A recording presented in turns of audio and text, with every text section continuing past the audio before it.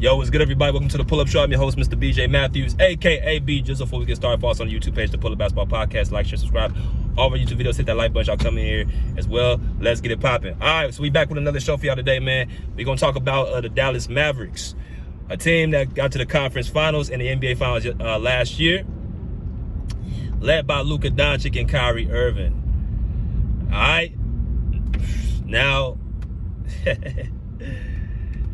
I ain't a stranger to the Dallas Mavericks. Me supporting the Clippers over the last few years.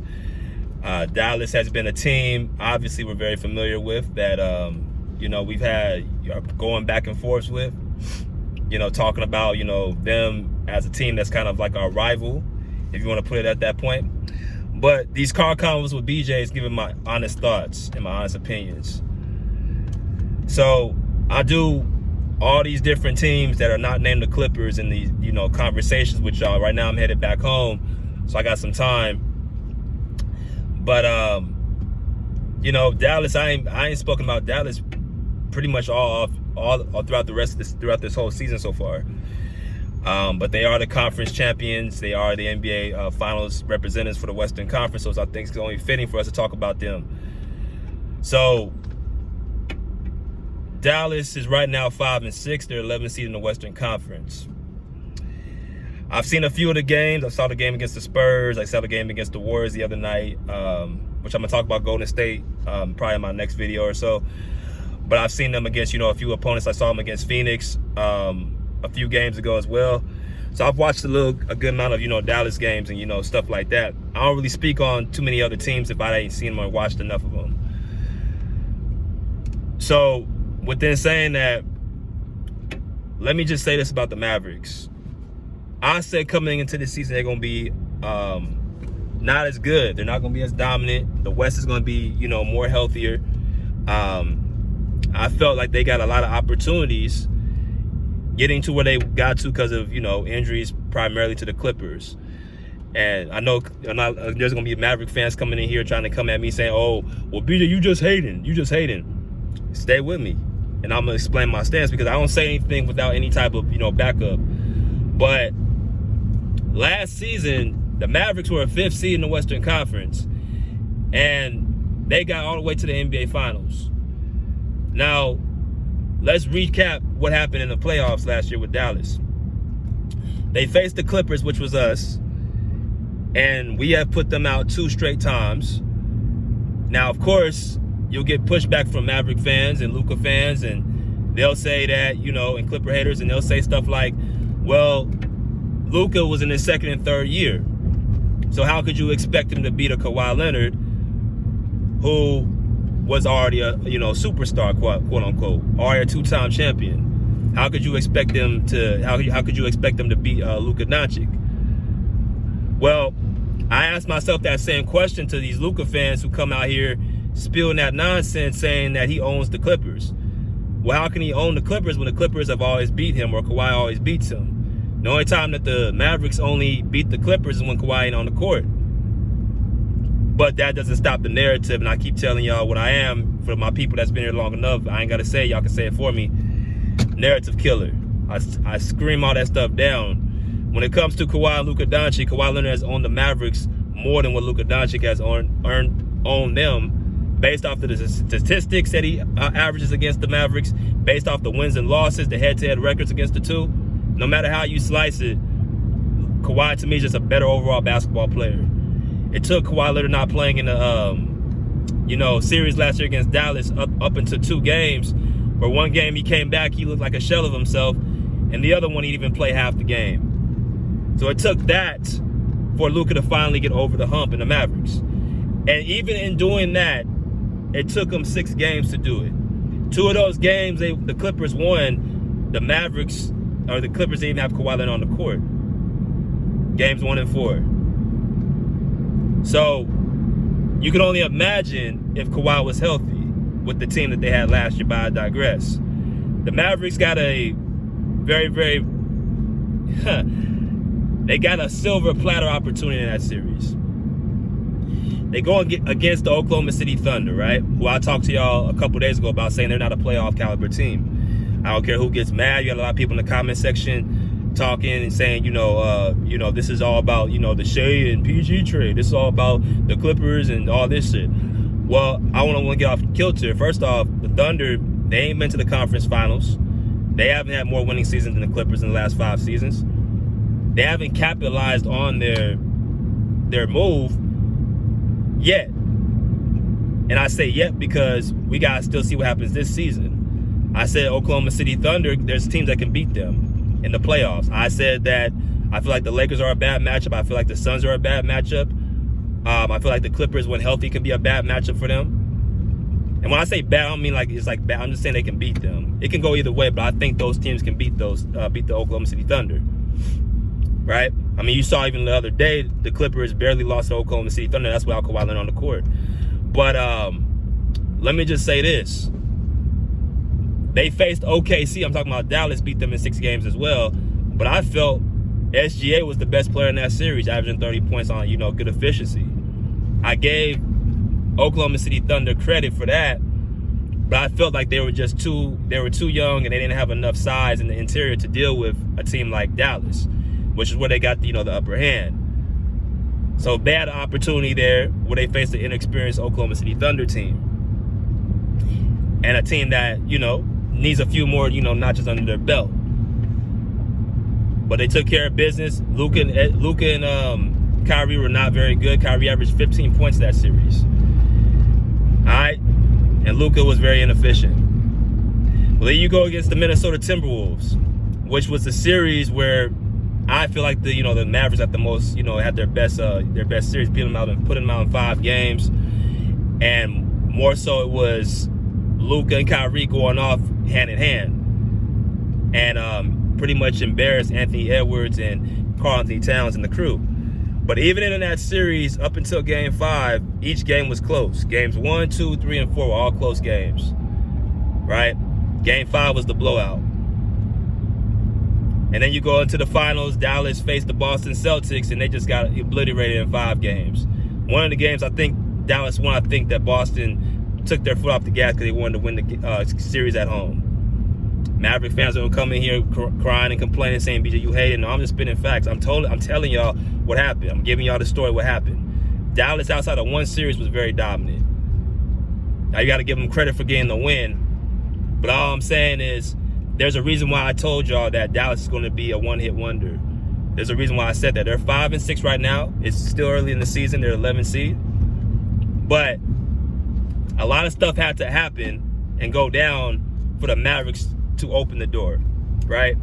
You had Kawhi get hurt. Zion Williamson got hurt, right? You know what I'm saying? It took facing an inexperienced Oklahoma City Thunder team as well. A lot of stuff had to happen for Dallas to get through that door. I don't feel like that's going to happen again because everybody's back at their shield, and y'all see right now where Dallas is at.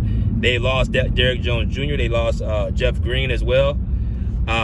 2 very, very energetic defenders. They lost off their roster. They replaced it with a Klay Thompson, which does improve their spacing and their shooting.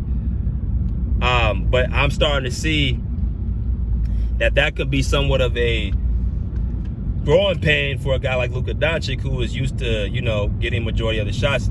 I watched the Warriors game the other night, and while I will give Luka credit, he seems to, be trying to, get Klay Thompson acclimated into the system. You now have a backcourt of Kyrie Irving, Klay Thompson, and Luka Doncic as a 3 that are average to below average defenders. Now, if this was Klay Thompson back in, before pre-injury, then you can talk about a different story with Kyrie. That actually be a perfect fit with Kyrie and Klay Thompson, because you got one great offensive weapon in Kyrie Irving, you got one great two-way player in Klay Thompson, giving you 19 points per game, shooting the ball at a 55% clip and around 40-something% from 3. At that time, you got arguably the best two-way shooting guard in the league in Klay Thompson. But now that because of the injuries that happened, you're talking a different story. So Jason Kidd echoed sentiments that their defense went down. Well, now that you see the effects of losing to Derrick Jones Jr. off your team, that's what happens. They replaced him with Najee Marshall. from the Pelicans.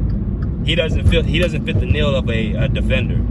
He came off the bench for the Pelicans, but they made that move and gave Derrick Jones Jr. up for Marshall, who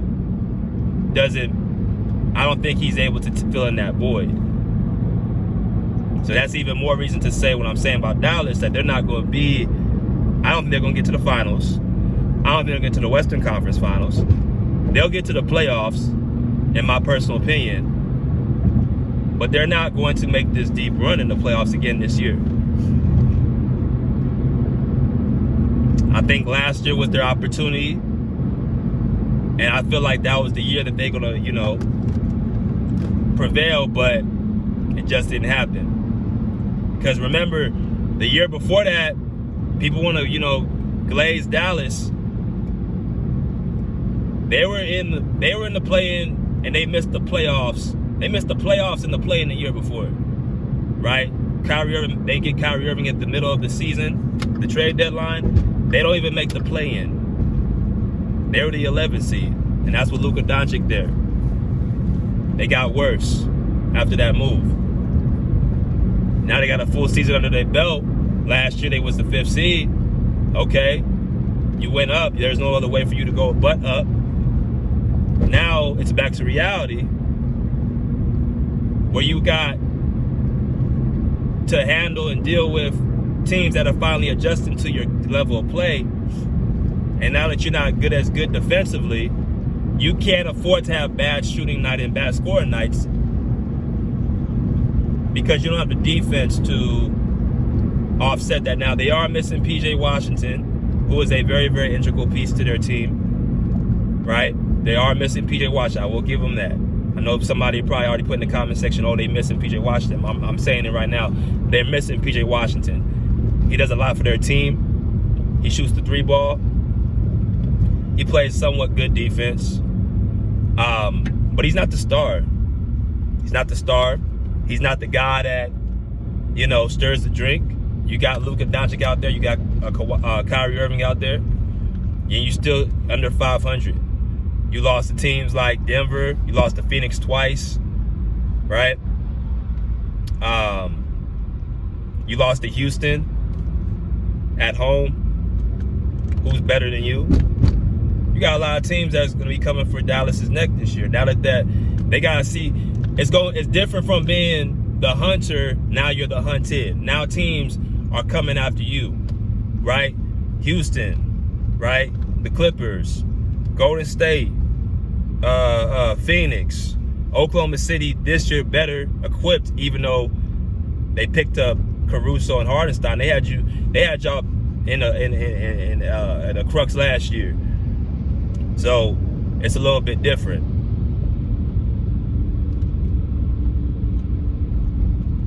So I'm just telling y'all, I feel like Dallas is taking a step back, and it's not saying that they're going to be not in the playoffs. I don't think that's going to happen. I think they're going to make a way to make the playoffs.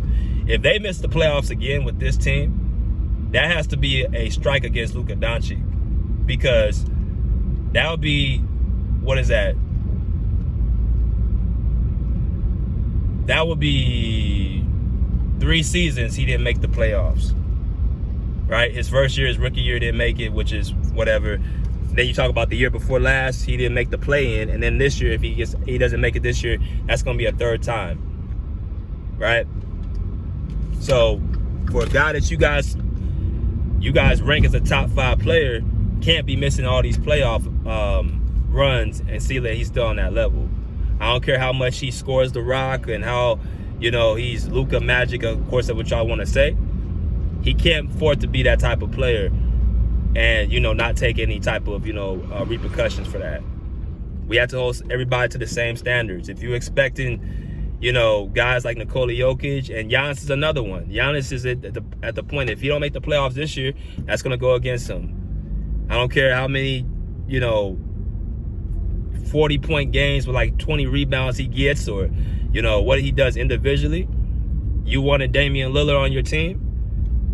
You wanted to get Doc Rivers in there for Adrian Griffin, who you obviously had to, axe the grind with, because there's no other way a coach who has had a 33-10 record you end up getting rid of because at the middle part of the season, if the star player didn't want him gone, there'd be no reason to fire him unless it was a personal reason. So you wanted that move out, so you got to figure it out. I hold all stars accountable, because if it was you guys are doing well, you get all the praise.